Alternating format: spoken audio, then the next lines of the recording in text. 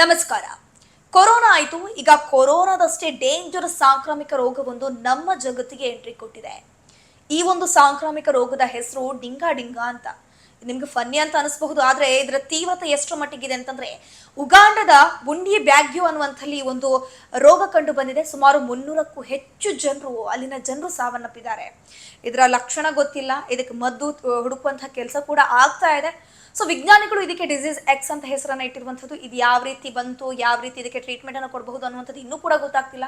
ಸಾವಿರಾರು ಜನರು ಈ ಒಂದು ರೋಗಕ್ಕೆ ತುತ್ತಾಗ್ತಾ ಇದ್ದಾರೆ. ಉಗಾಂಡದಲ್ಲಿ ಪ್ರಮುಖವಾಗಿ ಇದು ಇನ್ನೂ ಕೂಡ ವರ್ಲ್ಡ್ ಅಲ್ಲಿ ಸ್ಪ್ರೆಡ್ ಆಗುವಂತಹ ಚಾನ್ಸಸ್ ಜಾಸ್ತಿ ಇದೆ. ಹೀಗಾಗಿ ವಿಶ್ವಸಂಸ್ಥೆ ಕಳವಳ ವ್ಯಕ್ತಪಡಿಸಿದೆ. ಎಲ್ಲರೂ ಕೂಡ ಜಗತ್ತಿನಲ್ಲಿರುವಂತಹ ಜನರು ಎಚ್ಚರವಾಗಿರಿ ಅಂತ ಎಚ್ಚರಿಕೆಯನ್ನು ಕೊಟ್ಟಿದೆ ವಿಶ್ವಸಂಸ್ಥೆ. ಇದ್ರ ಮೇಲ್ನೋಟಕ್ಕೆ ಇದರ ಲಕ್ಷಣ ಯಾವ ರೀತಿ ಇದೆ ಅಂತಂದ್ರೆ, ಮನುಷ್ಯರು ಈ ರೋಗಕ್ಕೆ ತುತ್ತಾರ ನೃತ್ಯವನ್ನ ಮಾಡ್ತಾರಂತೆ, ವಿಚಲಿತರಾಗ್ತಾರಂತೆ, ಶಿವರಿಂಗ್ ಆಗತ್ತಂತೆ, ನೃತ್ಯ ಮಾಡುವಂತಹ ರೀತಿ ಅವರು ವರ್ತಿಸ್ತಾರಂತೆ. ಇದು ಈ ಒಂದು ಡಿಂಗಾ ರೋಗದ ಮೇಲ್ನೋಟದ ಲಕ್ಷಣಗಳು.